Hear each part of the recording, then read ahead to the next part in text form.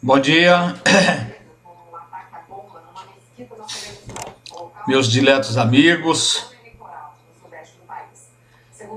Estamos hoje em um domingo bonito do início de maio, primeiro, acredito.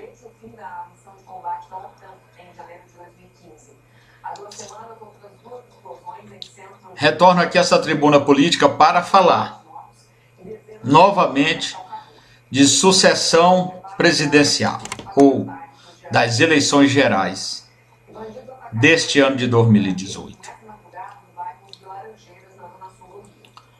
Essa altura já temos o ensaio aí do lançamento de muitos pré-candidatos. Aqui eu tenho anotado Henrique Meirelles, Jair Bolsonaro, Álvaro Dias, Geraldo Alckmin,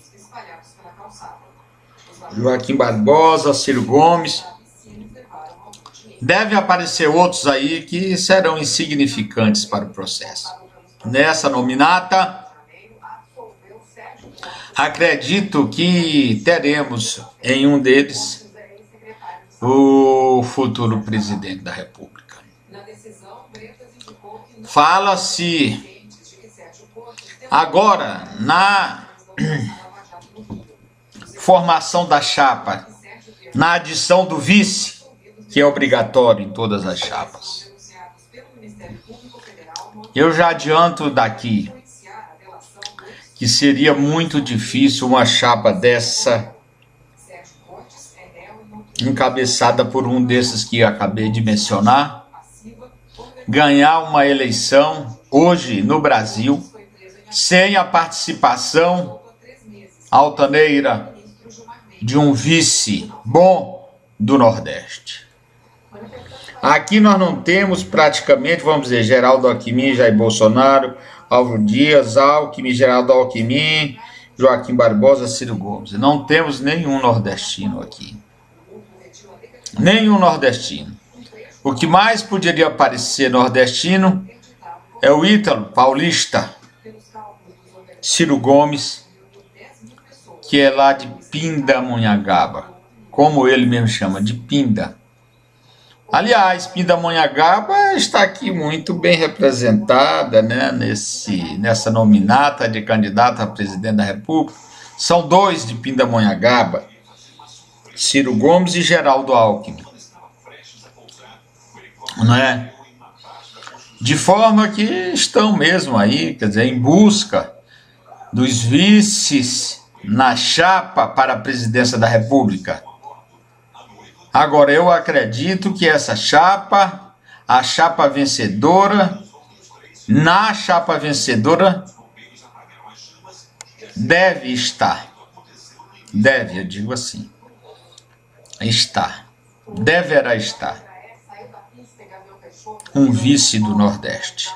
Nordeste é a segunda região em número de população, número de habitantes, e que tem perdido muito espaço, se conformando em ser arroz de festa, só acompanhando. Acredito que teremos no Nordeste lideranças que irão se impor, exigindo a participação altaneira em uma chapa para candidato à presidência da República. Não acredito que as lideranças, principalmente as mais jovens, se conformem em ser caudatário de líderes medíocres do resto do país. Líderes medíocres. Não é?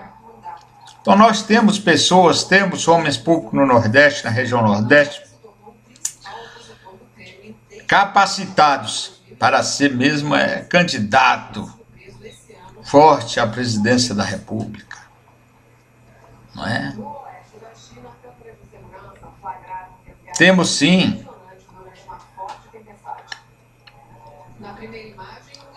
Agora, o complexo de vira-lata da elite nordestina que se conforma com a, vamos dizer, com a lavagem política, é que não permite às vezes, da região se apresentar da melhor maneira possível. Luiz Inácio Lula da Silva foi um presidente paulista, nascido na região Nordeste. Então, tanto que você verifica os ministros dele, os ministros que ele indicou para o Supremo Tribunal Federal, os ministros que ele indicou para o STJ, nenhum acompanhou agora o sacrifício dele, mas ele nomeou muitos dele, e não nomeou ninguém da região Nordeste. Hoje a região Nordeste não tem um no Supremo Tribunal Federal. Nenhum ministro.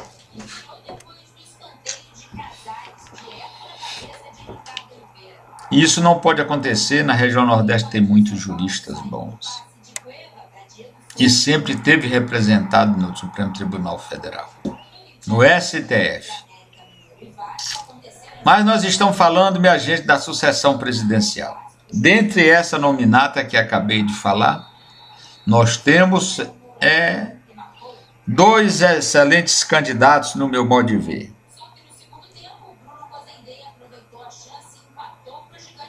Que é Henrique Meirelles e Joaquim Barbosa.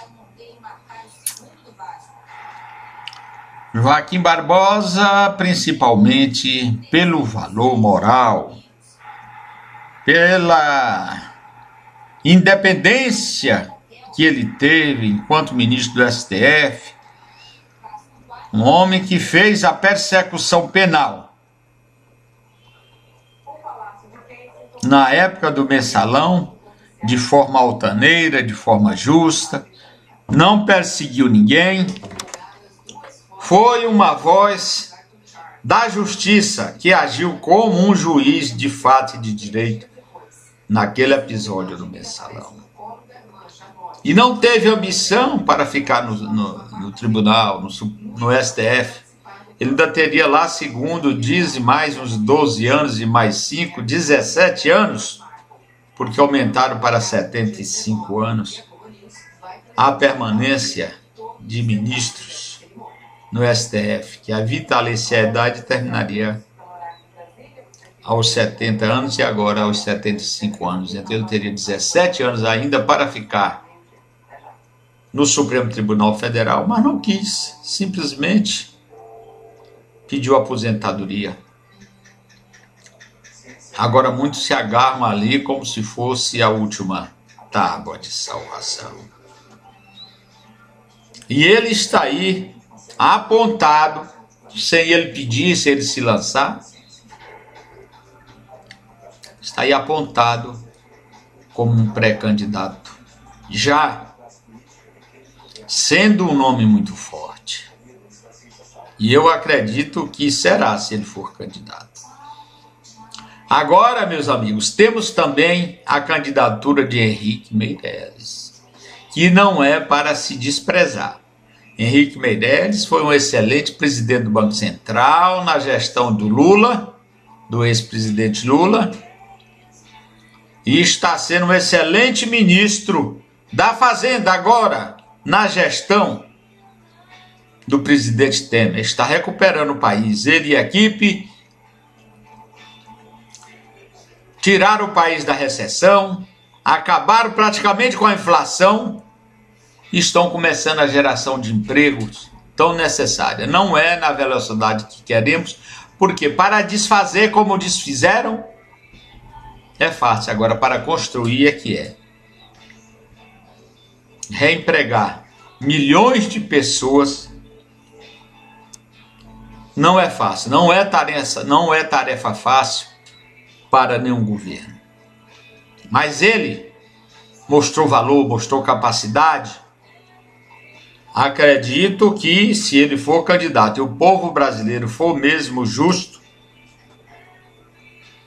e quiser um presidente de valor, tem ele aí e o Joaquim Barbosa, que são para mim os pontas de lança nessa corrida presidencial, nessa nominata. Agora, acredito que os dois, ou qualquer um que queira despontar, tenha que escolher um vice na chapa da região Nordeste. Esse negócio de direita e esquerda não prevalece, porque pergunte ao povo que é a direita, pergunte ao povo que é a esquerda. Muitos deles não vão nem saber qual é o braço direito ou o braço esquerdo. Essa é a nossa educação no Brasil. Perdoe, mas chega a esse ponto mesmo. Então esse negócio de direita e esquerda no Brasil vale muito para aquelas cidades tipo as capitais, né, que tem uma certa influência, tudo mais, mas que sabe até o que é direita ou esquerda. Mas o que é direita e esquerda, você sabe, politicamente? Hein? Não me responda não, defina aí para você ver se em quase 40 partidos tem espaço, tem tanta direita e tem tanta esquerda para essa gente? Não tem, não existe. E eu aqui repito, minha gente, como já falei em outras mídias, essa eleição deste ano é uma eleição presidencial, principalmente a presidencial, mais importante dos últimos, eu creio que até desde quando existiu a eleição, porque o país foi quebrado, quebraram o Brasil. O Brasil hoje tem um número inestimável de desempregados, estão chutando aí muito, mas deve ser muito mais, porque o empregado na informalidade não é empregado, ele está ocupado, mas não é empregado, não conta tempo para a previdência, é um bico. Então, minha gente, a escolha do presidente da República, do futuro presidente da República, é a maior e principal tarefa dos últimos tempos de todos nós brasileiros. Então temos que olhar com seriedade. E esses nomes que acabei de citar todos aqui, eu destaco entre eles Joaquim Barbosa e Henrique Meirelles e Joaquim Barbosa. Agora, tem que estar acompanhado de um vice da região Nordeste, se quiser vicejar nas eleições, se quiser ganhar. Essa é a verdade. E o Nordeste precisa estar atento, porque tudo para o Nordeste é mais difícil. Tudo é mais difícil. Nós temos uma corja que comanda politicamente o Nordeste, que não liga para o Nordeste, liga apenas para o seu bolso e para seus mandatos. Só falam de alguma coisa quando está ali próximo das eleições. Agora mesmo, já podem até vocês aí do Nordeste observar que eles já estão aí pedindo como um cego, batendo na latinha, um votinho, pelo amor de Deus, um votinho, pelo amor de Deus. Mas é para se dar bem. É para se dar bem e te esquecer no outro dia depois da eleição, meus amigos. É isso. Existe um profissionalismo político no Nordeste e no Brasil como um todo nefasto. O cara vislumbra a política para tirar proveito mesmo para si. Poucos e pouquíssimos são aqueles que têm projetos de abrangência coletiva, de abrangência comum para o povo, para o bem-estar. Projeto de abrangência republicana. É raro mesmo. E aí nós estamos vendo como é que está o Brasil. O Nordeste principalmente, eu já falei em outra mídia, o Nordeste, depois de 7 anos de seca, ficou mais arrasado do que a Europa depois da Primeira e da Segunda Guerra Mundial. Por isso que eu disse em uma mídia aí, que, fazendo um paralelo, que precisamos de um plano Marshall para o Nordeste. Porque o Nordeste é viável, as terras são boas, são férteis. Falta o elemento água, que se adicionado será a região mais produtiva do Brasil, em termos de grãos, em termos de produtos agrícola e até mesmo industrial. Porque a região está bem colocada e tendo os meios, floresce. Porque o sertanejo, como eu disse, secundando o grande autor, é antes de tudo um forte. Sofre naquela seca medonha, meu Deus, mas resiste sem chororô. Como eu disse, em outras regiões, 3 meses de seca, você já vê o povo desesperado, chorando, pedindo dinheiro até De qualquer jeito. Agora veja, 7 anos de seca no Nordeste. Como é que aquele pessoal tolera tanta escassez de água, tanta pobreza, tanta miséria, os rebanhos minguando de uma forma drástica e o povo sobrevivendo com o milagre de Deus somente, porque água não tem.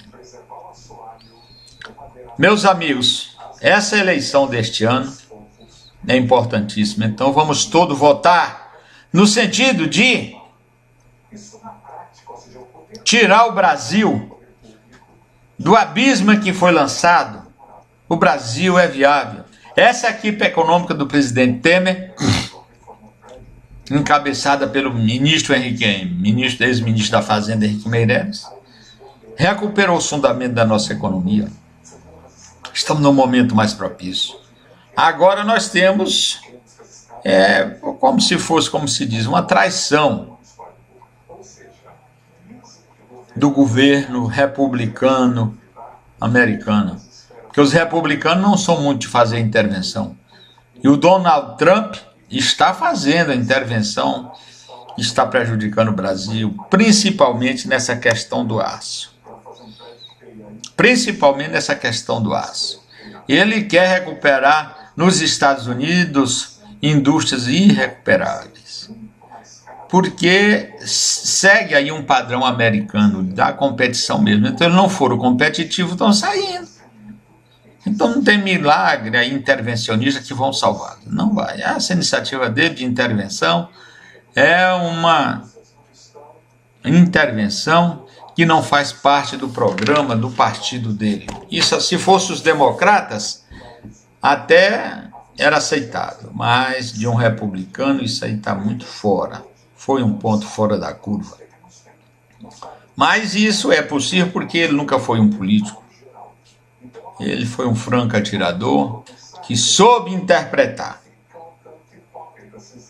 o sentimento da maioria dos americanos e chegou lá como presidente da República, quando muito poucos acreditavam. Até a mídia brasileira fazia uma torcida vergonhosa, eu digo até, pela Hillary.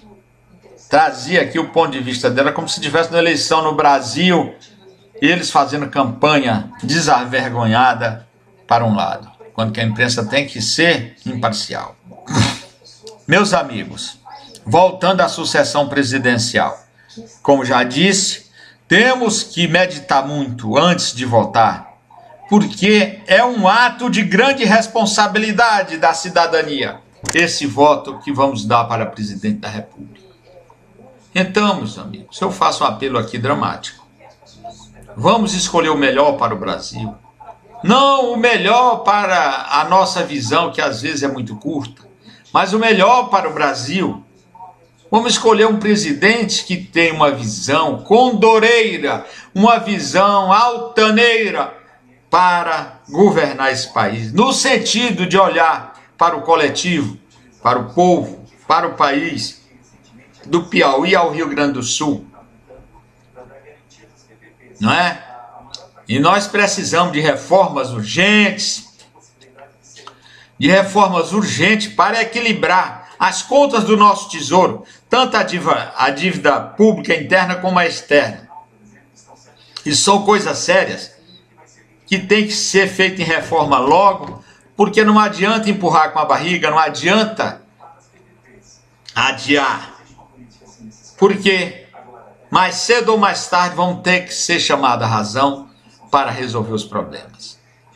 E nós temos visto aqui países aí afora que fecharam os olhos para seus problemas e passaram e passam por momentos terríveis, com exclusão até de aposentados, porque não fizeram a reforma da sua previdência consentânea com o seu tesouro, com a sua realidade. Por muito bem, meu povo, vamos caminhando agora para já a definição das candidaturas, e essa nominata que acabei de declarar aqui, dentre eles, acredito que sairá o presidente da República. Agora temos que escolher entre eles aqui o melhor. O melhor.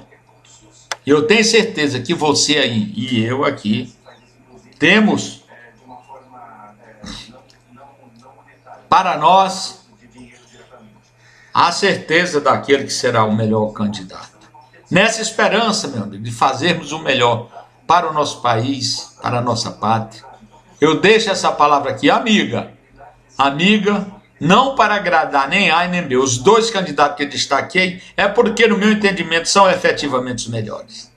Não são daquelas correntes mais tradicionais da política, mas nos postos que tiveram, deram conta do seu recado da melhor maneira possível.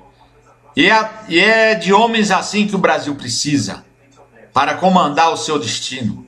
Pessoas que sabem o que faz o que querem. Muito obrigado.